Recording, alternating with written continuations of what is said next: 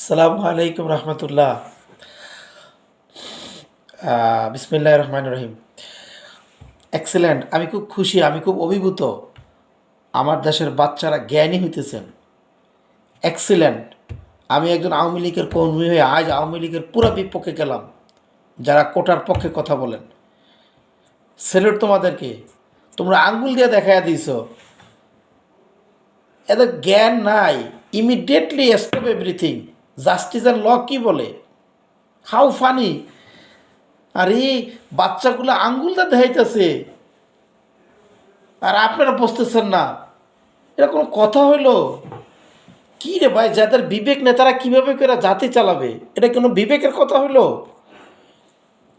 আজীব। How we feel শাই যে আমরা কাদেরকে দিয়ে দেশ পরিচালনা করাই। লজ্জা লাগে। সেম, সেম আপনাদেরকে, সেম। বাচ্চাগুলোর এত সুন্দর জ্ঞান আছে, আপনাদের জ্ঞান নাই। এটা কোন যুক্তিতে হয় যে দেশ চলবে গিয়ে কোটার ভিত্তিতে? 1%ও কোটা হবে না। যুক্তি আসেন, একটা যুক্তিতে দেখা। আপনার সুপ্রিম কোর্ট থেকে শুরু করে যেখানে পৃথিবীর প্রয়োজনে ইন্টারন্যাশনাল কোর্টে আসেন, আসেন যুক্তিতে বসি। ভাই আপনার ছেলে, আপনি মুক্তিযুদ্ধ করছেন, মুক্তিযুদ্ধকে আমি স্যালুট। প্রজন্ম থেকে প্রজন্ম মুক্তিযোদ্ধাদেরকে বেনিফিট দিবেন, কারণ তারা আমাদের জাতির সর্বশ্রেষ্ঠ সন্তান। তাদের বংশধর অবশ্যই হক রাখে প্রজন্ম থেকে প্রজন্ম সরকার থেকে ভাতা পাওয়ার কোনো সন্দেহ নাই। সম্পূর্ণ একমত। এটা অন্য জিনিস। সরকার তাদেরকে প্রতি মাসে ভাতা দিবেন, তার ওয়াইফেরে দিবেন, তার নাতিরে দিবেন, যা ইচ্ছা করেন, কোনো সমস্যা নেই। তারা রক্ত দেওয়ার কারণে, তারা হাল ধরার কারণে আজ আমরা একটা ভূখণ্ড পাইছি। Absolutely right, I am agree with you. যারা পঙ্গু, আল্লাহ যাদেরকে পঙ্গু করে সৃষ্টি করছেন, অটোইজম, তাদের জন্য সরকার থেকে ভাতা আসবে, তাদের পরিবারকে সরকার ভাতা দিবে। যারা বিভিন্ন উপজাতি আছেন, অগ্রসর আছেন, তাদেরকে অগ্রসর করার জন্য বিভিন্ন ধরনের সুযোগ সুবিধা দিবেন, বিভিন্ন ধরনের প্রবণতা দিবেন, ওদের এলাকাগুলো উন্নয়ন করবেন। ফাইন। কিন্তু চাকরির ক্ষেত্রে অবশ্যই কোটা ভিত্তিক হবেন। একটা উদাহরণ দেই। একটা বিমানের পাইলট যখন নেওয়া হয়, সেখানে 20টা ছেলে পরীক্ষা দিবে। ওখানে আপনি যদি আবেগ দিয়ে 1% কোটা রাখেন, যে আমি এখানে কোটা রাখলাম, একটা লোক অন্ধ, তারও মেইন স্ট্রিমে আসা দরকার, তারও বিমান চালাইতে খুব শখ যাচ্ছে, আমি তাকে 9 জনকে, আপনার 20টা লোক লাগবে পাইলট, আপনি 19 জন নিলেন চোখ দেখা, চোখওয়ালা এইরকম, আর একজন নিলেন অন্ধ পাইলট, আবেগ দিয়া, যে অন্ধরা তো শখ জাগে পাইলট হবে। আমি অন্ধরে ছোট করতেছি না, অন্ধরে আপনি পাইলট বানিয়েছেন। ও বিমানে বৈশা নিজেও মরবে, 100 প্যাসেঞ্জারও মারবে। এটা সার্ভিস সেক্টর ভাই। একটা ছেলের সমুদ্র জাহাজ চালানোর জন্য আবেগ নিছেন, যে আমি একটা অনগ্রসর লোককে, একটা অটোরিজমকে আমি পাইলট নাবিক বানাবো। ওই যখন সমুদ্রে বড় বড় ঢেউ দেখবে, কি করতে পারতো, ওই পরিমাণ মেধা নাই, ওই জাহাজ ডুবাবে, কোটি কোটি টাকা সম্পদ নষ্ট করবে। ঠিক অনুরূপভাবে একটা মানুষ যখনই কোনো একটা সেক্টরের বসবে, কোনো একটা সেক্টরে বসবে, তখন সে ওই জায়গাটার ভিতরে সে ওই পাইলটের মতো সে ড্রাইভ করবে, সার্ভিস দিবে। একটা ডাক্তার এখানে শত শত লোকের চিকিৎসা করাবে, তার একটু ভুল, কম মেধা হলে কম তার মেধা থেকে আউটপুট আসবে। মেধা মানে কি? তাকে ডাইনামিক হতে হবে, দূরদর্শী হইতে হবে। একটা লোককে যখন বিসিএস বানানো হয় বা যে কোনো চাকরির ক্ষেত্রে, তার চতুর্মুখী জ্ঞানকে সমন্বয় করেই এক্সামিনাররা তারপরে তাকে নিয়োগ দেয়। তো যদি একটা বেশি সম্পূর্ণ মেধা থেকে কম সম্পূর্ণ মেধার লোকটাকে নেওয়া হয়, তো সে তো ওই জায়গাটা ভুল করবে, শত শত মানুষের জিন্দিগি ধ্বংস করে দিবে। একটা ছেলে, ধরেন একজন মুক্তিযোদ্ধার ছেলে, দেখা গেল যে তার ভিতরে অসৎ চিন্তা আছে, ওইটা বোঝা যায়, বা তার চিন্তা ভাবনা তো ওই পরিমাণ নাই, কারণ সে তো কম মেধা সম্পন্ন ওই জায়গায় ঢুকেতে। তো ও যে আউটপুটটা দিবে বেশি সম্পূর্ণ মেধা আলাদা তার চেয়ে বেশি আউটপুট দিত। যে কোনো সার্ভিস সেক্টরে একটা লোক বসা মানে কি শত শত মানুষের লক্ষ লক্ষ মানুষের সার্ভিস দিবে সে, আইদার সেটা গভর্নমেন্ট হোক প্রাইভেট সেক্টর হোক। তো সার্ভিস সেক্টরে অবশ্যই মেধার বিকৃত হবে। আজ বাংলাদেশ পৃথিবীর ষষ্ঠ নেশান, বুকে হাতটা বলেন তো একটা ইউনিভার্সিটি আছে ওয়ার্ল্ড র্যাঙ্কিংয়ে পৃথিবী চালায় কারা? মেধাবীরা। এক মাইক্রোসফট সারা পৃথিবী চালায়, এক ফেসবুক সারা পৃথিবী চালায়, মেধার দাম। সো মেধাবীরা অগ্রসর হবে। আল্লাহ সবার সমান মেধা দেয় না।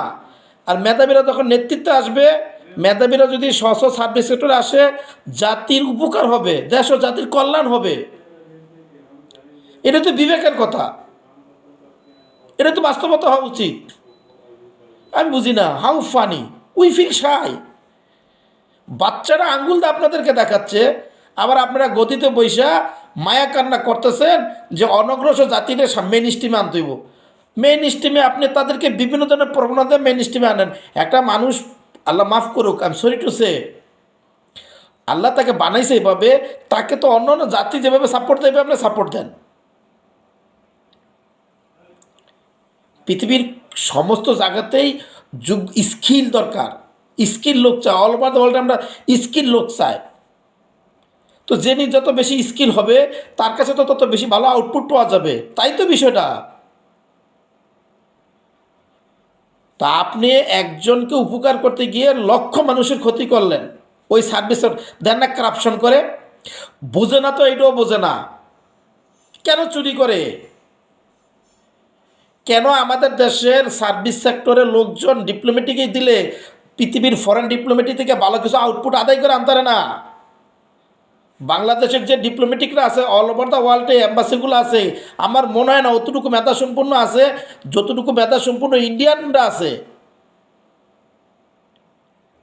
ইন্ডিয়ানরা যতটুকু মেধা সম্পূর্ণ অল ওভার দ্য ওয়ার্ল্ডে ডাইনামিক বিভিন্ন এম্বাসির ভিতরে আছেন, তারা যেমনি করে ফরেন পলিসি থেকে সব কিছু নিয়ে আসতে পারে। চায়নারা যতটুকু মেধাবী, আমাদেরগুলো এরকম না।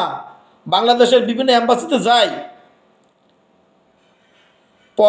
পরনীতিতে জি হুজুর জি হুজুর করে। আমরা পড়াশোনা করছি, ম্যানেজমেন্টের একটা ভাষা আছে, মার্কেটিংয়ের একটা ভাষা আছে, আস্কিং পাওয়ার, মানে কথা বলার ক্ষমতা, কথা বলার টেকনিক, ওইটা দিয়ে কে কার্টুন কতটুকু আদায় করে আনতে পারে। আপনি মালদ্বীপের মতো একটা ছোট্ট দেশ, 3.5 লাখ 4 লাখ মানুষ, সে ইন্ডিয়ার লাগে টাক্কা দিয়ে চায়নারে ওই জায়গাতে আনছে। ইন্ডিয়ার সমস্ত আর্মিরা সরাই দিছে, ভয় পাইলে ভয়। ইন্ডিয়া আমাদেরকে স্বাধীনতা যুদ্ধে সাপোর্ট দিয়েছে, সালাম তাকে, কিন্তু সবসময় কি তার পরজানু নীতি করতে হবে নাকি? এগুলো বললে একজনের কইব যে রাজাকার হয়ে গেছি গা। সারা জীবন আমলিক করে যদি একটু বিপক্ষে কথা বলি তাহলে রাজাকার হয়ে যাবো গা।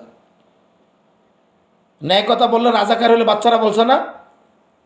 ন্যায় কথা যদি আপনার গায়ে লাগে শুনতে, তখন আপনি আমার রাজাকার কইলে কিছু করার নাই।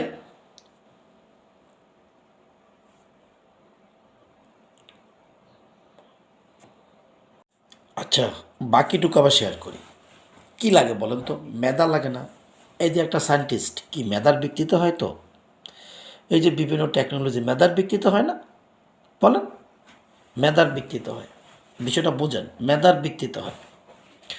তো মেধাবী তৈরি করেন, মেধা লাগে, মেধার বিকল্প নাই। পৃথিবীটা এখন মেধায় চলে, বুঝছেন? দেখেন, এই যে একটা মোবাইলের দাম 1 লাখ টাকা, কিসের দাম? মেধার দাম। একটা মোবাইলের দাম 5 লাখ টাকা, কিসের দাম? মেধার দাম। এখন আপনারা চাচ্ছেন, এই যে বর্তমানে বাংলাদেশ থেকে বলা হইতেছে যে আমরা টেকনোলজির দিকে যাব। বর্তমানে আপনার কি চলতে আছে? 4th জেনারেশন চলতে আছে টেকনোলজির।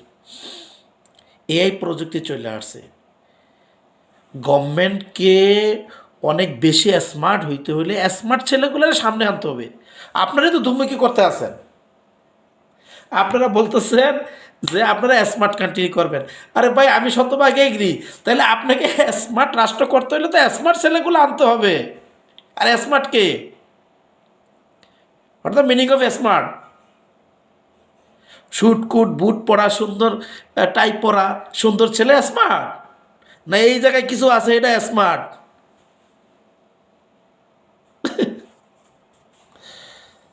একটা ল্যাবরেটরি নাই আমার দেশে। সায়েন্স ল্যাবরেটরি কি করে? কই আপনার সায়েন্টিস্টটা কি দিছে আপনারে? এই ছেলেপেলেগুলাই বাইরে পড়াশোনা করতে গিয়া সরকার সুযোগ সুবিধা দেয়, ওখানে তার মেধা বিক্রি করে দেয়। এটা করেন না। আমলারা এত করাপশন করে কেন? কম মেধাবী লোকগুলো ওখানে পড়ছে। একটা যোগ্য লোক যে ডাক্তার, ধরেন ডক্টর, সে কিন্তু চুরি করে না, সারাদিন ধরেন রুগী দেখে অটোমেটিক তার কাছে টাকা আসে, যে যোগ্য তার পিছনে টাকা দৌড়ায়। তো টাকার জন্য তার চিন্তা করতে না, খাই খাই করে না। গরিব মানুষ দেখেন খায় বেশি, বড় লোক এত খানা দেখে তো আর খায় না, একটা দুইটা খায় শেষ। আমি গরিবকে ছোট করছি না, একটা উদাহরণ দিয়ে বুঝাইলাম। তো যার যে জিনিসের অভাব ওইটার জন্য সে দৌড়ায়। তো তার ভিতর তো আছে, মেধা আছে, সেটাকে খাটাইলে অটোমেটিক তার পিছনে অর্থ বিত্ত সব কিছুর পিছনে ধরে, তার করাপশন করা লাগে না। প্লিজ, অবশ্যই সার্ভিস সেক্টর মেধার ব্যক্তিতেই হবে। এত বুঝাইতে হয়, বাচ্চারা আঙুলটা দেখাচ্ছে, এটা সার্ভিস ভাই, সার্ভিস। এখানে আবেগ চলে না, আবেগের জায়গা অন্যটা, আবেগের জায়গাটা সম্পূর্ণ আলাদা জিনিস। প্রফেশনকে কখনো ইমোশনের সাথে মিলাবেন না। আপনারা এমন এক জাতি ঢাকা শহরে রিক্সা আলাদা রিক্সা চালাইতে যান, একটা ভেহিকেলের সামনে পাওদা রিক্সা চালায়, কম যে বন্ধ করা যাইব না, আবার রিক্সাওয়ালার আন্দোলন করে, এটির ইমিডিয়েটলি অন্য কাছে দেওয়া উচিত। কত লক্ষ কোটি শ্রম ঘন্টা নষ্ট হয়। ঢাকা পৃথিবীর কত ঘনবসতি একটা শহর, সেখানে বলে পৃথিবীর সবচেয়ে ধীর গতি সম্পন্ন শহর, রিক্সাওয়ালা দিয়ে দিয়েছেন রাস্তার ভিতরে, কত ঘন্টা নষ্ট হয়। একটা ধরেন কোম্পানির এমডি সাহেব এই জ্যামের কারণে বাড়াইতে পারতেছে না, তার কোম্পানিতে 50টা লোক আছে, তার 1 মিনিট মানে 50 লক্ষ মিনিটের সমান। তার একটা সিদ্ধান্তে কোম্পানির কোটি টাকা ওঠে, কোটি কোটি টাকা নিচে যায়। তো সে তো রাজধানীতে বসবাস করে, দেখা গেছে জ্যামের জন্য আটকে গেছে, কোনো মেয়ে যাইতে পারতেছে না। রাজনীতিতে সব স্কিলওয়ালা লোকটি থাকে না, তো ওই জায়গাটাকে তো আপনাকে গতি আনতে হইব। তো গতি আনতে হলে এই রিক্সাগুলো রাখা পারবেন আপনি? আপনি যত মেট্রো রেল করেন, যাই করেন, এগুলো বন্ধ করা দরকার। এটি না বুঝলে কিছু করার নাই। আসুন আমরা মেধাবী হই, জ্ঞানী হই, আকল খাটাই, দেমাকেরে খাটাই, পড়াশোনা করি। আল্লাহ আমাদেরকে বুঝদান করুক।